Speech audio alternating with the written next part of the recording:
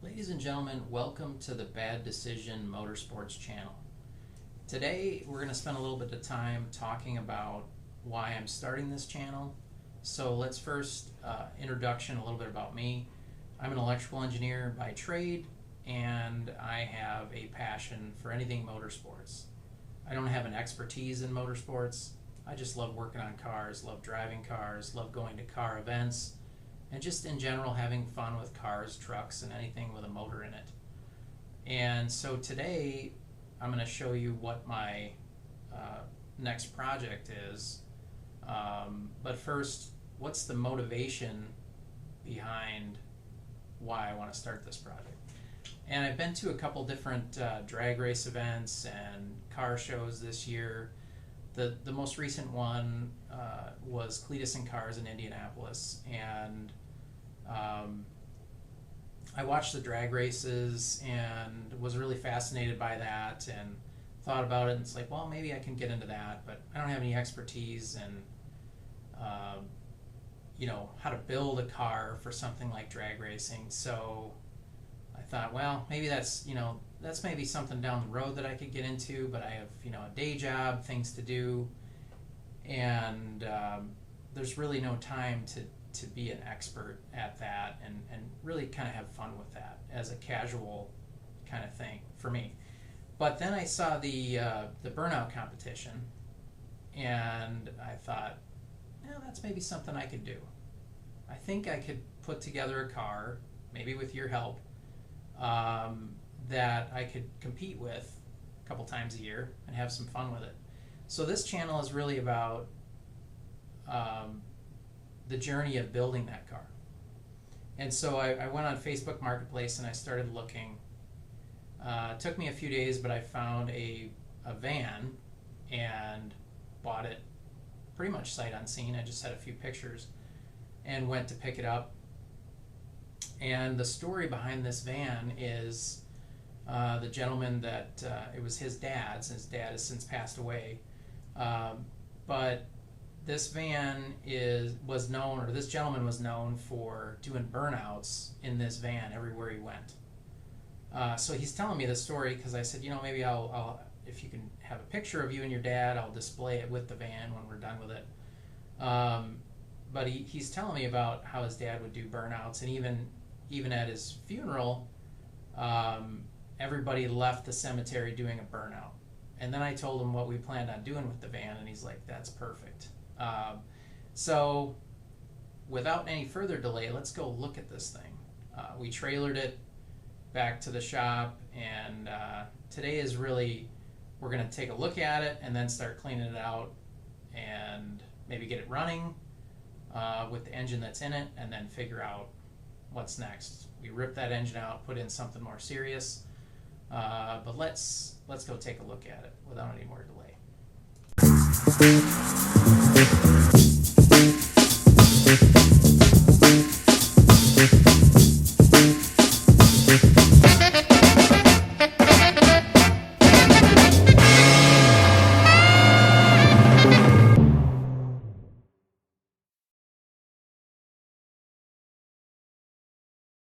All right, boys and girls, let's go outside and let's take a look at this van.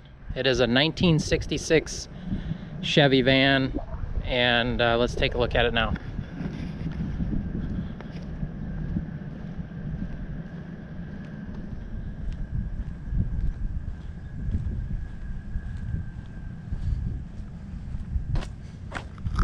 Just kind of breathe this all in. Just kind of bring you in and tease you a little bit with some of the shag carpet that's on the inside.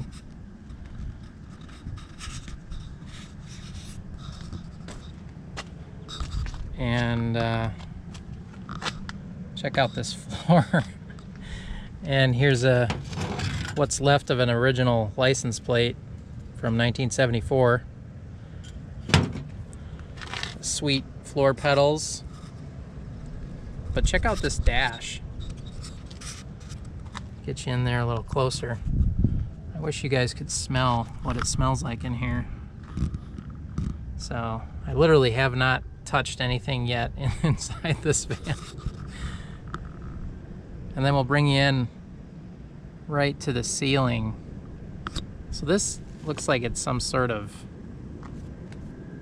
house carpeting with the back, like rubber backing on it, that's all broke down. So that's got to come out.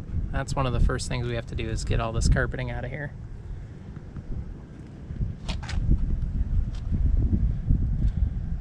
The front wheels on it are from probably a more modern Dodge van, I think.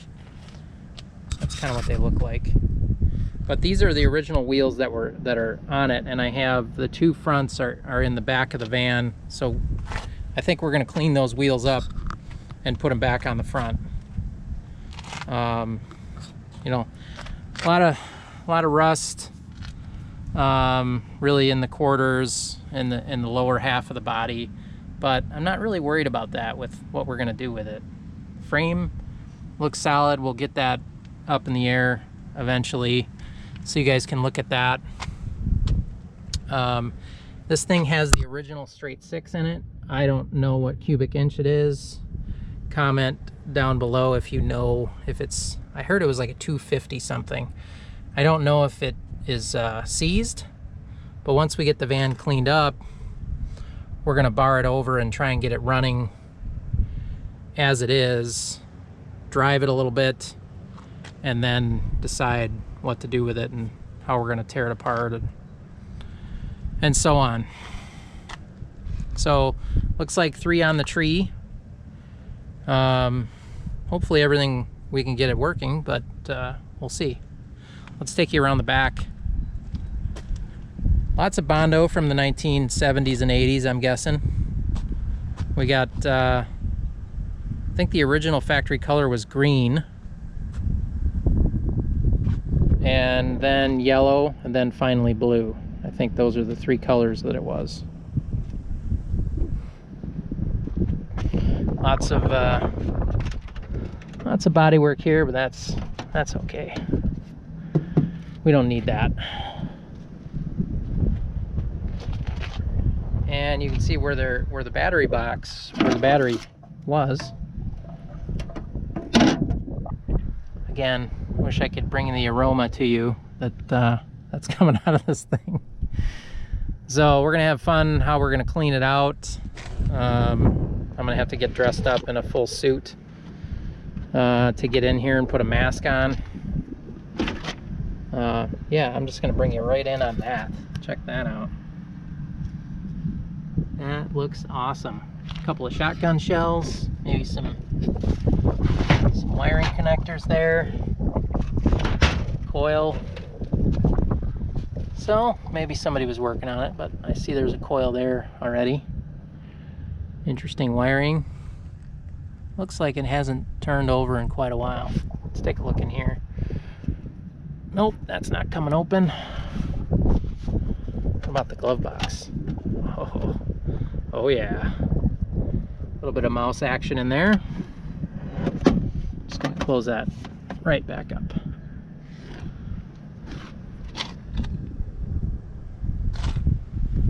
Yeah, so there's a little history on this beauty.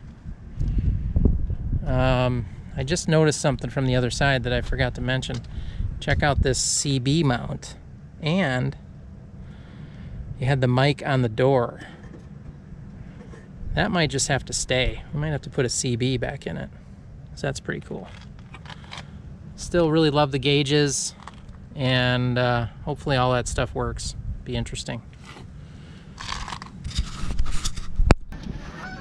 Well, I figured the only way to do this is to get suited up and avoid as much of the mouse and other issues that are in there.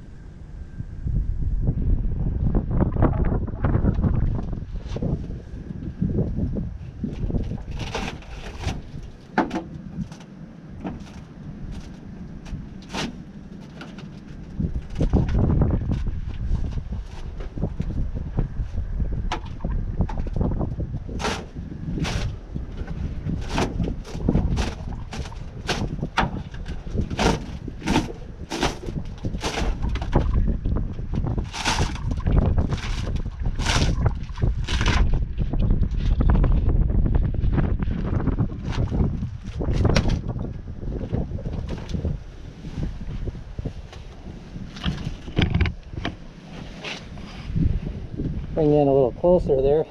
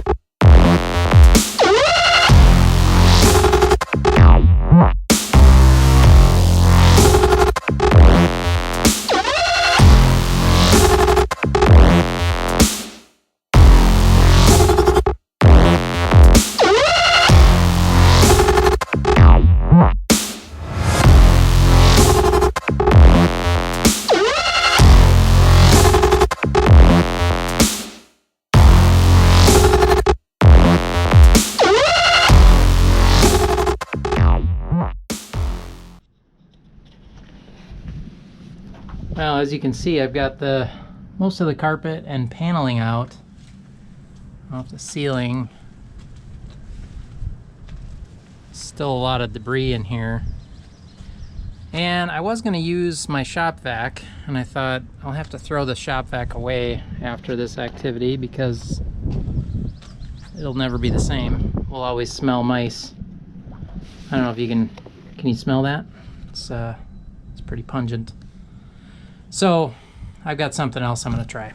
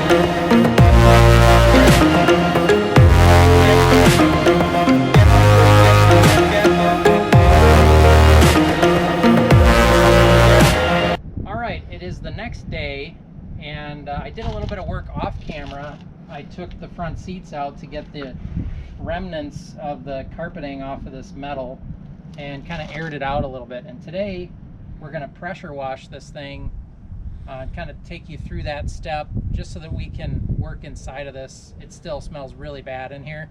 So we're going to have some fun pressure washing the whole interior and maybe a little bit of the exterior, but let's go to the next step.